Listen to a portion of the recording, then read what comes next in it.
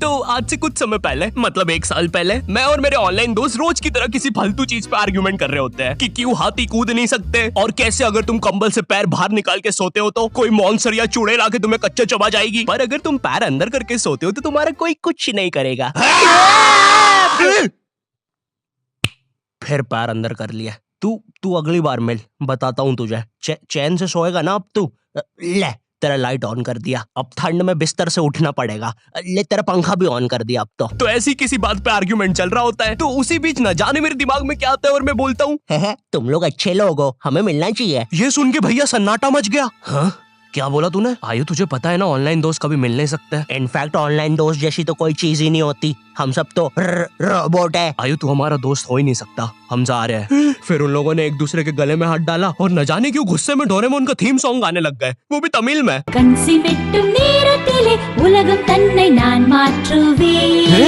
क्या? अब नहीं, ऐसा कुछ नहीं हुआ था। सॉरी गाइस, कुछ महीनों से जिंदगी थोड़ी सही नहीं चल रही है, इसलिए ऐसे जोक्स आ जाते हैं कभी कभार। खैर सरप्राइजिंगली मेरे ऑनलाइन दोस्तों ने मेरी मिलने वाली बात को सीरियसली लिया और इसी तरह हमारी Mumbai to Goa trip plan होती है, जो कि दिसंबर में थी। तो अब फास्ट फॉरवर्ड करते हैं सीधा दिसंबर तक ट्रिप का टाइम। तो अब कुछ रीजन की वजह से मुझे मुंबई प्लेन की जगह ट्रेन से जाना पड़ता है। नहीं, मैं एयरपोर्ट पर फटाका लगाता हुआ नहीं पकड़ाया था, थे कुछ रीजंस, थी कि सच में थे। तो मैं रात में ट्रेन में बैठता हूँ और सुबह में मुंबई पहुंच जाता हूँ। अब जो मुंबई पहली बार आता है ना, वो ना अलग अलग चीजों को देख के चौंकता है, जैसे वड्डी वड्डी बिल्डिंग्स, वड्डे वड्डे सुपरस्टार्स। और इधर मैं जैसे ही मुंबई के स्टेशन पे उतरा, ओ बहन की एलिवेटर स्टेशन पे, वो भी भाई साहब इसको एस्केलेटर बोलते हैं। एलिवेटर मतलब आंखों पे भरोसा ही नहीं हो रहा है। मैंने मम्मी को फोटो खींच के भेजी, मम्मी एलिवेटर, वो भी स्टेशन पे। भाई साहब एस्केलेटर होता है। देखो ये हमारे स्टेशन पे नहीं होते हैं, हमें पूरा ब्रिज पैरों से चढ़ना पड़ता है। और मेरे गांव के ब्रिज पता है बादलों में होते हैं। वो ब्रिज को इतनी ऊपर होने की जरूरत भी नहीं है, उसको किसी इंजीनियर ने भी नहीं बनाया है। ये गाँव के लोगों ने मस्ती मस्ती में उसको इतनी ऊपर तक बना के आ गए। अब वो स्टेशन का ब्रिज ना आउटर स्पेस तक पहुंच चुका है। साला कुली लेके भी जाओगे ना तो थोड़ा ऊपर जाके तुम्हारी कुली को भी कुली करना पड़ जाएगा।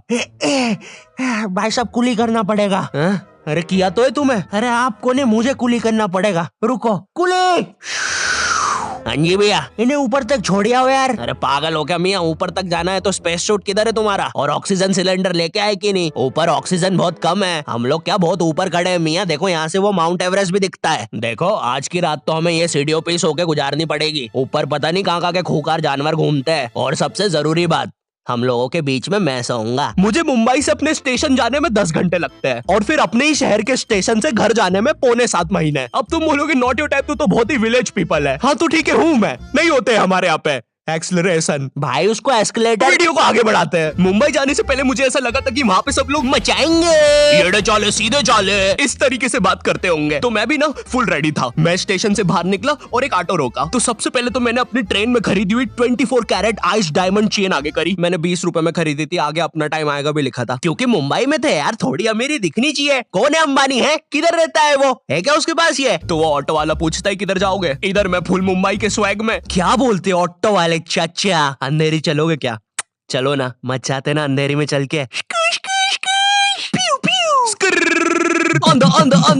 अंधेरी में तुम उजाला लेके आओ। ऑटो में क्यों बैठे हो? लैम्बोर्गिनी लाओ। ये अंधेरी में तुम आओ। क्यों चाचा? अरे भाग मादर है, कड़कती धूप में मुजरा दिखा रहे मेरे को। अभी भी ज्यादा दूर नहीं गए, ऑटो से चीप सकता हूँ। हम लोग हमारी मुंबई के अपार्टमेंट आ जाते हैं, वहाँ पर थोड़ा सा रेस्ट करते हैं, क्योंकि स्टेशन से अपार्टमेंट तक तो हम भगते भगते आए थे। वो ऑटो वाला पीछे पड़ा था ना। क्यों पीछे पड़े हो हमारे? जाओ ना। नहीं मजाक कर रहा हूँ। 700 रुपए की टैक्सी करनी पड़ी थी अपार्टमेंट तक। 700 रुपए की। 700 रुपए पता भी है कितने होते हैं? 700 रुपए में पता है तुम मुंबई में क्या क्या कर सकते हो? तुम कर सकते हो 700 रुपए में तुम 700 रुपए में वापस उसी टैक्सी में बैठ के स्टेशन जा सकते हो। भाई साहब मैंने 750 कर लिया है रेट। कितनी महंगी है मुंबई। तो अब मैं और मेरा दोस्त डेस्क, हम लोग हमारे बाकी 2 दोस्त से पहले आ गए थे। तो अब हमारे पास कुछ करने के लिए नहीं था। तभी मुझे मेरी एक फीमेल फ्रेंड ने मॉल में मिलने बुला लिया। तो हम लोग जाते हैं मिलने, वापस 700 लगा के। ये मुंबई भी ना। तो मेरी दोस्त ने ना मुझे एक मूवी देखने बुलाया था, अवतार। मूवी में ज्यादा कुछ खास था नहीं, कुछ नीले लोग नंगे होके पानी में भाग रहे होते हैं रोबोट मशीन से बच के। ये मूवी मैंने 3D में देखी थी, ज्यादा कुछ चेंज नहीं हुआ। अब बस वो नंगे लोग मेरे साइड से निकल के भाग रहे थे। हम ये जंग जीत के रहेंगे। सर वो सब तो ठीक है, वो आदमी कौन है? अरे वो हमारी मूवी देख रहा है 3D में। उसे तो मजा ही आ जाएगा जब हम सब नंगे होकर उसके सामने से भागेंगे। मेरी बात सुनो सब लोग, हम लोग उसके बहुत पास से भागेंगे लेकिन उसे टच नहीं करेंगे। जिमी मैंने तो अपने हाथ भी गीले कर लिए सुसु से। जैसे ही मैं नंगा होकर उसके पास से भागूंगा अपने हाथ उस पे लपलपा दूंगा, छींटों से उसे लगेगा मूवी और रियल है। मेरी जिस फ्रेंड ने मुझे मॉल में बुलाया था उस दिन उसका बर्थडे था और मैं इधर बेशरम बेहया खाली हाथ गया था, बिल्कुल उस लेंडू बच्चे की तरह जो बर्थडे पार्टी में खाली हाथ आ जाता है। फ्री का नमकीन और केक दे दो बस उसे। तो ये बच्चा इधर मैं था। चीजें अभी इधर खत्म नहीं हुई हैं। उस बंदी ने फिर मुझे गिफ्ट दे दिया। चीजें अब सीरियस हो गई है। दुनिया का सबसे बड़ा क्राइम इधर, ठीक है इधर है, और फिर आता है किसी के बर्थडे पे उनसे ही गिफ्ट ले लेना इधर। पहले तो मुझे समझ में नहीं आया कि ये बंदी मुझे टॉन्ट मार रही है कि सच में गिफ्ट दे रही है। मुझे उस समय इतनी ज्यादा शर्म की अनुभूति और आभास हो रहा था, मेरा मन कर रहा था उठ के भाग जाऊं वहां से।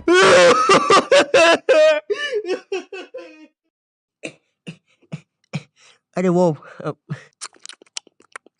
वो बाहर बहुत गर्मी है ना, इसलिए मैंने सोचा स्प्राइट पी लूं आके। और पेरी पेरी फ्राइज भी मेरे फेवरेट है।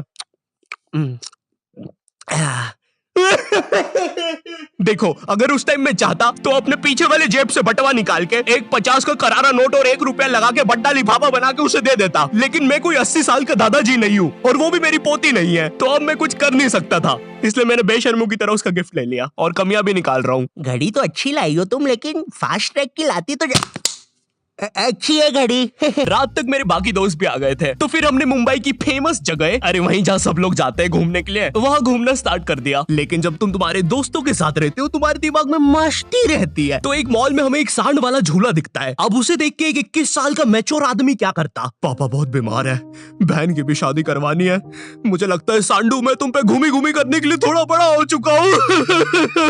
लेकिन मेरे 21 साल के दोस्त ने क्या किया, घूमी घूमी। अब यहाँ एक सांड को दूसरे सांड पे चढ़ता हुआ देख हमें भी मस्ती छूटी। हम भी भाग के वो झूले के पास, भैया और तेज चलाओ, भैया और तेज, भैया और चलाओ तेज।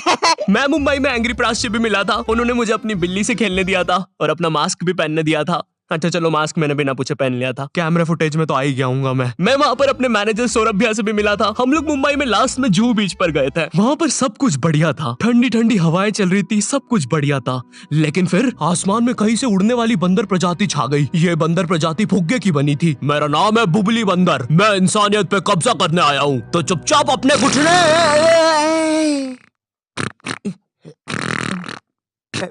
है दोस्त, क्या तुम प्लीज मेरी बुंड में हवा भर सकते हो? मुझे तुम्हारी दुनिया पे कब्जा करना है प्लीज। मुझे कोई दिक्कत नहीं है। कमलेश, कमलेश। हाँ मैंने सुन लिया था पहली बार में ही। कमलेश मैं जानती हूँ हम दोनों ज्यादा क्लोज नहीं है, लेकिन इसका मतलब ये नहीं तुम एक बंदर के साथ संबंध बना लोगे। मैं जा रही हूँ। कमलेश जाने दो उसे, मैं तुम्हें उससे भी ज्यादा चीजें दे सकता हूँ। मुंबई के बाद हम लोग निकलते हैं गोवा के लिए। गोवा काफी चिल जगह थी। मैं वहाँ पर काला भी हो गया था दिन भर बीच पर धूप में भटकने के कारण। सच में वहाँ पर धूप तो बहुत ही ज्यादा थी, मतलब इतनी ज्यादा कि जमीन के अंदर से लोग बाहर आ रहे थे या अंदर जा रहे थे। कोई मुझे बताएगा ये क्या हो रहा है यहाँ पे? गोवा में तुम ऐसे बीच पे राइड्स वगैरह कर सकते हो, जैसे जेट स्की। इसमें ना तुम्हें आगे टंकी पे बिठा लेंगे बच्चे की तरह और पानी का एक चक्कर काट के वापस ले आएंगे। ये चलो ना। अरे हो गया भैया, अरे हम तो किनारे से ही वापस आ गए। इसके बाद आती है कुछ जानलेवा राइड्स, डेंजर राइड, जिसमें तुम्हें बोट से समुद्र के बीचों बीच ले जाएंगे और पतंगा बना के उड़ा देंगे। एक और चीज रहती है, जब तुम समुद्र के बीचों बीच पहुंचते हो ना, तो वो बोट वाला तुमसे पूछता है कि तुम्हें पानी में जाना है क्या। तो अब यहाँ पे जिसको तैरना नहीं आता है वो तो कुछ नहीं बोलेगा, लेकिन उस समय मेरे दिमाग में पता नहीं क्या चल रहा था कि मुझे पूरे गोवा के एक्सपीरियंस लेने हैं। मुझे तैरना नहीं आता है, मैं उतर गया समुद्र में। शुरुआत के 3.25 सेकंड तो कुछ भी नहीं हुआ, फिर पानी मुझे नीचे खींचने लगता है। ये तो कुछ भी नहीं, अब मैं बोट से भी दूर जा रहा हूँ धीरे धीरे। भैया भैया भैया भैया घंटा नहीं सुन रहा मेरी बात, मेरी इधर फटी पड़ी है, मैं कुछ भी चिल्ला रहा हूँ पानी में।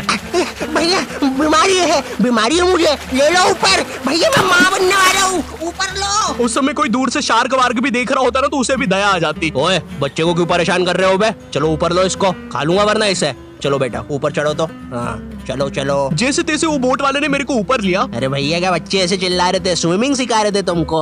अच्छा समुंदर में, वो भी तेरे को ड्राइविंग सिखाने का बोलता तो तू तो रॉकेट में बिठा देता मेरे को।